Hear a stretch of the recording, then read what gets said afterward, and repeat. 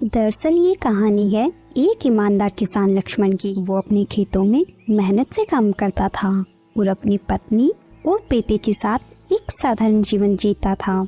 लक्ष्मण के पास ज्यादा संपत्ति तो नहीं थी, लेकिन उसके पास संतोष और सुख था। उसे अपने परिवार से बहुत प्यार था और वो उनकी हर जरूरत पूरी करने के लिए दिन रात मेहनत करता था।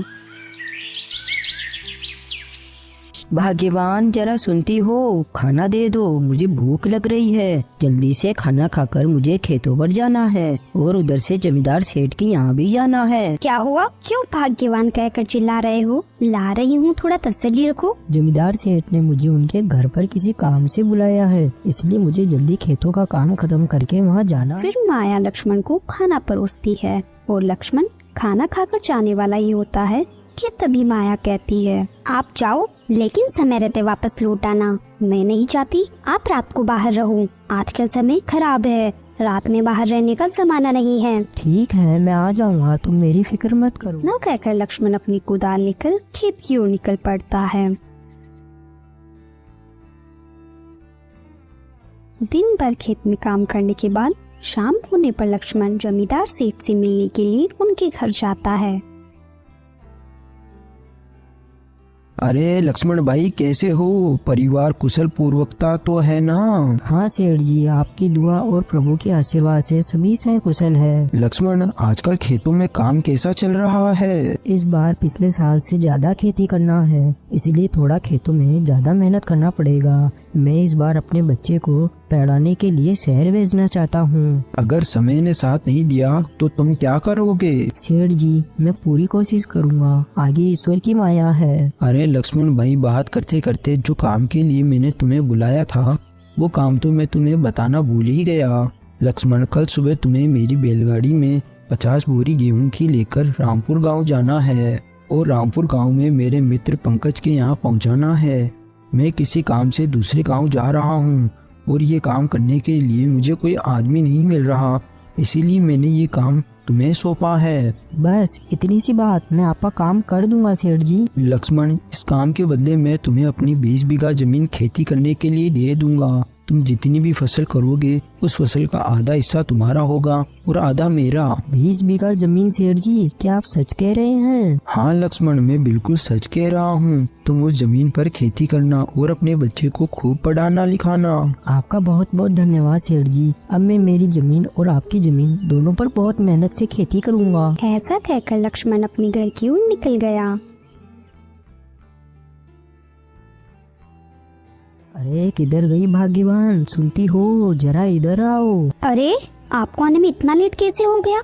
आप तो बोले थे शाम होने से पहले लौट आएंगे, और क्या बात है, आप इतने खुश कैसे नजर आ रहे हो? तो सुनो भाग्यवान, कल सवेरे सेठ जी के काम से मुझे रामपुर गांव जाना है। वहाँ सेठ जी के मित्र पंकज के यहाँ 50 बोरी गेहूं की पहुँचानी है और इस काम के बदले सेठ जी मुझे उनकी 20 बीघा जमीन खेती करने के लिए दे रहे हैं और उन्होंने कहा है उस जमीन पर जितनी भी फसल उगेगी उस फसल का आधा हिस्सा उनका होगा और आधा हिस्सा वो मुझे देंगे। भाग्यवान, ये सब प्रभु की कृपा है। क्या सच में सेठ जी ने ऐसा कहा? ये तो बहुत ही खुशी की बात है।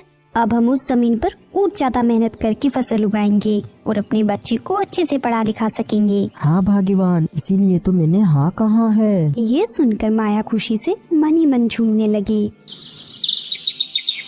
फिर अगले दिन सुबह होने पर भाग्यवान, मैं जा रहा हूँ सेठ जी के यहाँ से बैलगाड़ी को लेकर रामपुर गांव के लिए। ठीक है, ध्यान से जाना और समय रहते घर वापस लौट आना। ठीक है, मैं शाम होने तक वापस आ जाऊँगा। पिताजी, शाम को आओ जब मेरे लिए समोसे लेकर आना। ठीक है बंटी बेटा, ले आऊँगा। ये कहकर लक्ष्मण अपने घर जमींदार के यहाँ से गाड़ी को लेकर रामपुर गाँव की ओर निकल गया।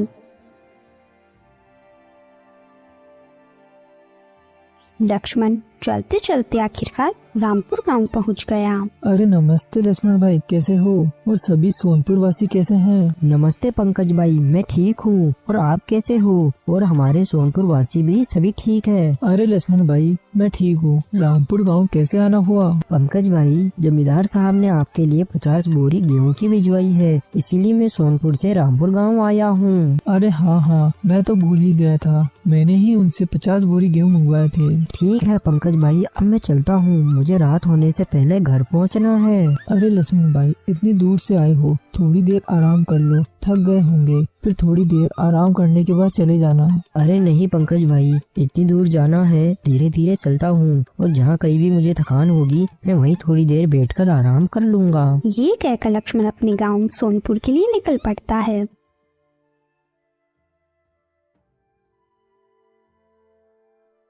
कुछ दूर जाने के बाद लक्ष्मण सोचता है, क्यों ना मैं थोड़ी देर किसी पेड़ के नीचे आराम कर लूं, बहुत थक गया हूँ। ये सोचकर लक्ष्मण एक पेड़ की छाया में बैठ जाता है।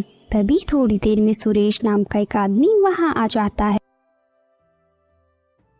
अरे लक्ष्मण भाई, कहाँ से आ रहे हो आप? बहुत दिनों बाद दिखाई दिए। सुरेश भाई, मैं सेठ जमींदार के काम से रामपुर गांव गया था, मैं वहीं से आ रहा हूँ। थोड़ी थकान सी होने लगी तो सोचा कि क्यों ना थोड़ी देर यहाँ बैठकर आराम कर लिया जाए। वैसे सुरेश भाई, आप कहाँ जा रहे हो? अरे मैं भी गांव की तरफ ही जा रहा हूँ, चलो साथ में चलते हैं। फिर वो दोनों अपने घर की ओर निकल जाते हैं। लक्ष्मण सुरेश साथ में गांव की ओर आ रहे थे कि तभी रास्ते में समोसे की दुकान दिख जाती है।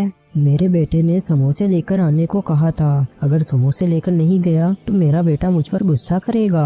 अरे भाई, क्या जमाना आ गया है। पहले हम सब अपने पिताजी से डरते थे और आज ऐसा दिन आ गया है जो हम सबको अपने बच्चों से डरना पड़ रहा है। हाँ भाई, अब क्या ही कर सकते हैं। मुझे तो अपनी पत्नी और अपने बच्चे से डर लगता है। मेरी पत्नी कब किस बात पर मुझ पर बरस पड़ेगी ये मुझे नहीं पता होता, और मेरा बच्चा कब मुझसे गुस्सा हो जाएगा ये भी मुझे नहीं पता। फिर भी हमारी जिंदगी बहुत अच्छे से कट रही है। सुरेश भाई, तुम यहीं रुको, मैं अभी समोसे लेकर आता हूँ। इतना कहकर लक्ष्मण समोसे की दुकान पर जाता है। अरे भाई, समोसे कैसे दे रहे हो? अरे भाई, 20 रुपए का एक समोसा है, साथ में हरी चटनी और 2 कचौरी और पैक कर देना। फिर लक्ष्मण समोसा और कचौरी लेकर सुरेश के पास चला जाता है। चलो सुरेश भाई, ले आया मैं कचौरी और समोसा। तुम तो सिर्फ समोसे की बात कर रहे थे, तुम तो 2 कचौरी और ले आए। अरे भाई, बेटे के लिए तो समोसा ले लिया, और मेरी पत्नी भी तो है, उसके लिए भी तो कुछ ले जाऊंगा तो वो बहुत खुश हो जाएगी, वरना वो घर जाते ही मेरे ऊपर बरस पड़ेगी, क्योंकि मैंने उससे बोला था कि मैं शाम तक घर लौट आऊंगा, लेकिन जाते जाते मुझे रात हो जाएगी। तुम अपनी पत्नी और बेटे से बहुत प्यार करते हो। ठीक है, चलो अब चलते हैं, रात होने वाली है। फिर दोनों गांव आ जाते हैं। सुरेश अपने घर चला जाता है और लक्ष्मण भी अपने घर की तरफ चला जाता है।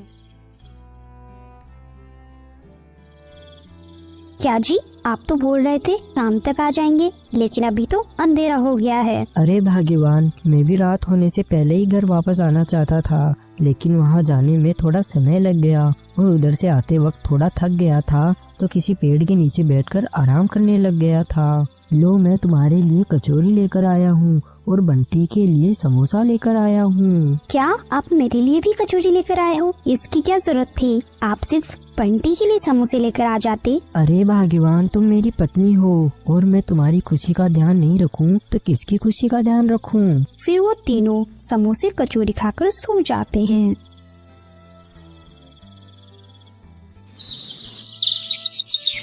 फिर अगले दिन जमींदार सेठ वादे के हिसाब से लक्ष्मण को 20 बीघा जमीन दे देता है, जिस पर लक्ष्मण दिन रात मेहनत करके ढेर सारा अनाज उगाता है।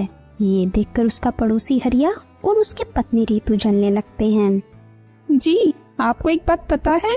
गांव के सभी लोग बोल रहे थे लक्ष्मण को जमींदार सेठ ने 20 बीघा जमीन दी है खेती करने के लिए। मैंने भी सुना तो है, और अपन इसमें कर भी क्या सकते हैं, लेकिन मुझसे इस लक्ष्मण की खुशी देखी नहीं जा रही। अरे वो तो पहले ही इतना अच्छा कमाता था, और अब तो उसके पास 20 बीघा जमीन और आ गई। वो तो अब अमीर बन जाएगा और हम गरीब के गरीब रह जाएंगे। हमें कुछ ना कुछ तो ऐसा करना होगा जो वो भी हमारी तरह गरीब हो जाए। तो तुम ही अपना दिमाग चलाओ, मेरे दिमाग में तो कुछ भी नहीं आ रहा। अभी आप 6 महीने रुक जाइए, पहले लक्ष्मण की सारी फसल तैयार हो जाने दी। और उधर लक्ष्मण और उसकी पत्नी और उसका बेटा तीनों जमींदार के खेत में बड़ी ही मेहनत से काम करते, और देखते ही देखते 6 महीने बीत गए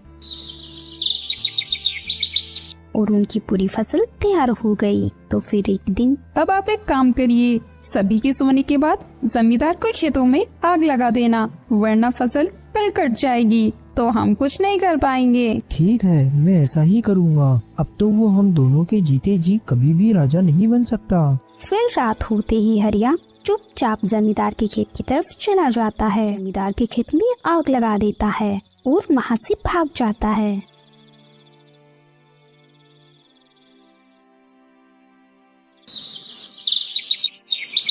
फिर अगले दिन सुबह होने पर दोनों पति पत्नी फसल की कटाई के लिए खेत की ओर चले जाते हैं। लेकिन वहाँ का नजारा देखकर उन दोनों की आंखें फटी की फटी रह जाती है। अरे माया, ये क्या हो गया? ये सारी फसल कैसे जल गई? ये कैसे हो गया जी? ये आग कैसे लग गई? हम तो बर्बाद हो गए। अब क्या करेंगे, कहाँ जाएंगे और अपने बच्चे को कैसे पढ़ाएंगे लिखाएंगे? हे भगवान, किसकी बुरी नजर लग गई? इतना कहकर माया जोर जोर से रोने लगती है। पता नहीं अब ये आग कैसे लग गई। हमारी सारी मेहनत बर्बाद हो गई। हमारा सारा अनाज जल गया। 2 दिन बाद जमींदार साहब अपने घर अनाज लेने आएंगे तो मैं उन्हें क्या कहूँगा? इसमें अपनी क्या गलती है? अपन ने जानबूझकर ऐसा थोड़ी किया है। आने दो उनको, अपन उनसे साफ साफ बोल देंगे। फिर ऐसे ही 2 दिन बीत जाते हैं और जमींदार अपने आदमी के साथ लक्ष्मण के यहाँ फसल के लिए जाते हैं। अरे लक्ष्मण, जरा बाहर आओ। फिर लक्ष्मण और उसकी पत्नी दोनों बाहर आते हैं। लाओ लक्ष्मण, मेरी फसल का आधा हिस्सा मुझे दे दो। लेकिन डर की वजह से लक्ष्मण कुछ नहीं बोलता। क्या हुआ लक्ष्मण, तुम इस तरह मुंह लटकाए क्यों खड़े हो? कुछ बोलते क्यों नहीं? सेठ जी, आपके खेत की पूरी फसल जल गई। जब मैं शाम को आया था जब तक सब कुछ ठीक था, लेकिन जब अगले दिन सुबह फसल काटने के लिए हम दोनों खेतों में वहाँ गए तो वहाँ जाकर देखा कि सारा खेत जला हुआ था। लक्ष्मण, मुझे भी पैसों की जरूरत है। मैं वो अनाज बेचकर अपने बेटे की हॉस्टल की फीस भरूंगा, क्योंकि मैंने बड़े बेटे को शहर में अच्छे स्कूल में डाला है तो उसकी स्कूल की फीस 50,000 रुपए थी और मैं इस फसल को बेचकर उसकी हॉस्टल की फीस भरना चाहता था। सेठ जी, ये सब मैंने जानबूझकर थोड़ी किया है। मुझे भी अपने बेटे को अच्छी स्कूल में पढ़ाना था। मैंने भी आपके खेतों में बहुत मेहनत की थी। लक्ष्मण, मुझे वो सब नहीं पता। मुझे मेरी फसल का आधा हिस्सा चाहिए और अगर तुम्हारे पास मेरी फसल का हिस्सा नहीं है तो मैं तुम्हारी 5 बीघा जमीन और तुम्हारा घर ले रहा हूँ। सेठ जी, आप ये क्या कह रहे हैं? मैं अपनी पत्नी और अपने बच्चे को लेकर कहाँ जाऊँगा? थोड़ा तो रहम कीजिए सेठ जी। मुझे तुमसे कोई लेना देना नहीं है। जब तुम मुझे 50,000 रुपए दे दोगे तो मैं तुम्हें तुम्हारी जमीन और तुम्हारा घर दे दूंगा। अब तुम अपनी पत्नी और अपने बच्चे के साथ यहाँ से चले जाओ, वरना मुझे धक्के देकर यहाँ से तुम्हें भगाना पड़ेगा। फिर लक्ष्मण अपनी पत्नी और अपने बच्चे को लेकर वहाँ से चला जाता है। पिताजी, मुझे बहुत जोर से भूख लग रही है, कुछ खाने को लेकर आओ ना। हाँ जी, दोपहर हो गई और अभी तक बंटी ने कुछ नहीं खाया। आप कुछ खाने का इंतजाम करिए ना। मैं क्या करूं, मुझे खुद समझ में नहीं आ रहा, क्योंकि 6 महीने की मेहनत पानी में चली गई और सेठ जी ने भी अपने साथ अच्छा नहीं किया। मैंने कभी सोचा नहीं था कि अपने साथ इतना बुरा होगा। अपना इतना बुरा वक्त कभी आएगा। मेरे खुद समझ में नहीं आ रहा कि मैं क्या करूं। अब लक्ष्मण के पास रहने को घर नहीं था और खाने को रोटी नहीं थी। ये वक्त लक्ष्मण के लिए बहुत ही कठिन था। सुनिए जी, मैं रितु के यहाँ जाती हूँ और उससे कुछ रोटियाँ मांग कर ले आती हूँ। आप दोनों जब तक यही बैठो ना, कहकर माया रितु के यहाँ चली जाती। रितु बहन, कुछ रोटियाँ है क्या? मेरे बच्चे ने सुबह से कुछ नहीं खाया, उसको भूख लग रही है। अगर कुछ रोटी है तो दे दो, ताकि मैं मेरे बच्चे की भूख मिटा सकूं। रोटी तो नहीं है और जो रोटी थी वो अभी अभी मेरे बच्चों ने खा ली। मुझे माफ कर दो बहन। फिर माया वहाँ से उदास होकर वापस लौट जाती। क्या हुआ माया, रोटी नहीं मिली क्या? नहीं जी, रितु बोल रही थी जो रोटियाँ थी वो उसके बच्चों ने खा ली, इसलिए उसके पास रोटियाँ नहीं थी। माया, अभी हमारे दिन खराब है तो हमारी कोई मदद नहीं करेगा। सुनो, हम बच्चे को लेकर दूसरे गांव रामपुर चलते हैं, क्योंकि यहाँ अब अपनी कोई मदद नहीं करेगा और ना ही मुझे कोई काम देगा। और ना अब अपने पास अपनी जमीन बची है जिस पर अपन खेती कर सके। अब हमारा बुरा वक्त आ चुका है, लेकिन हम रामपुर में किसके पास जाएंगे और ऐसी हालत में हमारी कौन मदद करेगा? अरे वो जो पिछली बार मैं रामपुर गया था ना सेठ जी के काम से, वही पंकज भाई, उन्हीं के पास कोई काम जरूर मिलेगा। चलो हम अभी ही चलते हैं ताकि शाम होने तक वहाँ पहुँच जाएंगे। लक्ष्मण अपने परिवार को लेकर रामपुर गांव तो जा रहा था, लेकिन लक्ष्मण को अपने गांव से बहुत लगाव था। वो अपने खेत और घर को छोड़कर कहीं और नहीं जाना चाहता था। फिर भी परिवार की देखभाल के लिए उसने दूसरे गांव जाने का निर्णय लिया और रामपुर गांव जाने के लिए रवाना हो गए।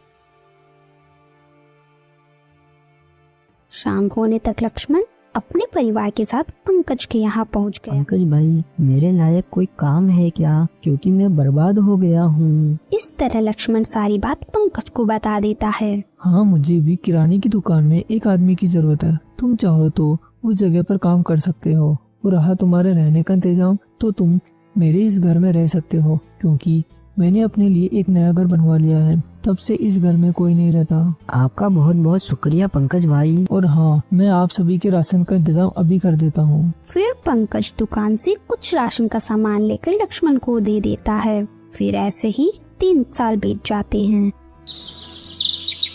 माया, हमने इस गांव में आकर बहुत पैसा बना लिया है, लेकिन मैं अब अपने गांव जाना चाहता हूँ और वहीं एक जगह रहकर अपने बेटे को भी पढ़ाना चाहता हूँ। हाँ जी, ये तो अब बिल्कुल ठीक कह रहे हो। हमें अब बच्चे की पढ़ाई लिखाई पर ध्यान देना चाहिए, नहीं तो आगे चलकर ये ठोकरें खाता रहेगा। और मुझे भी अपने गांव की याद आ रही है। मैं पंकज भाई से बात करके आता हूँ। इतना कहकर लक्ष्मण पंकज के पास चला जाता है। पंकज भाई, जब से मैं यहाँ आया हूँ मैंने यहाँ पैसा तो बहुत अच्छा खासा बना लिया है, पर मुझे वक्त का पता ही नहीं चला।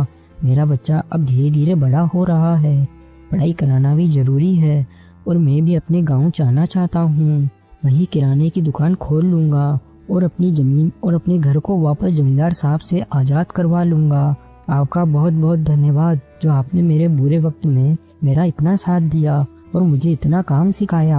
हाँ, क्यों नहीं लक्ष्मण भाई, बच्चों की पढ़ाई लिखाई भी बहुत जरूरी है, नहीं तो ये भविष्य में कुछ नहीं कर पाएंगे। तुम जब चाहो तब जा सकते हो। ठीक है पंकज भाई, मैं अपने परिवार को लेकर आज ही अपने गांव के लिए निकल जाता हूँ। फिर लक्ष्मण अपने परिवार के साथ गांव लौट आया और अपने लिए एक नया घर बनवाया और गांव में ही छोटी सी किराना की दुकान शुरू किया। उसके अनुभव और मेहनत की वजह से उसकी किराना की दुकान बढ़ने लगी। उधर उसके पड़ोसी हरिया की पत्नी रितु अब इस दुनिया में नहीं रही।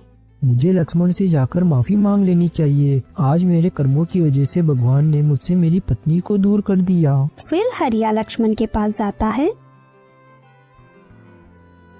मुझे माफ कर दो लक्ष्मण भाई, मेरे कर्मों की वजह से भगवान ने मुझसे मेरी पत्नी को छीन लिया। 3 साल पहले मैंने ही जमींदार साहब के खेत में आग लगाई थी, उसकी सजा मैं अब तक भुगत रहा हूँ। तुम मुझे जो भी सजा दोगे वो मुझे मंजूर है। तुम्हें तुम्हारे कर्मों की सजा भगवान ने दे दी है, मैं तुम्हें क्या सजा दूं? इसलिए कभी तुम किसी खुशहाल परिवार को बर्बाद मत करना, क्योंकि सबकी हाय लगती है। अब जाओ यहाँ से, मुझे तुम्हारी शक्ल नहीं देखना। तो दोस्तों, हमें इस कहानी से यही सीख मिलती है कि हमें